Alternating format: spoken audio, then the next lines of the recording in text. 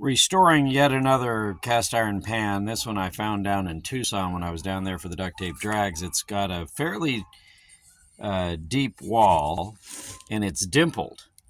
I have not been able to figure out who the maker of this is. The handle looks like a lodge, but the seasoning inside was really pretty good and I didn't want to mess with it, and I'm trying to get the outside off with oven cleaner. I've tried some automatic dish detergent, and we're going to have to bring in the vintage Makita grinder. This was not a vintage tool store find. This one is one that I actually bought brand new, and I've had long enough that it's now vintage.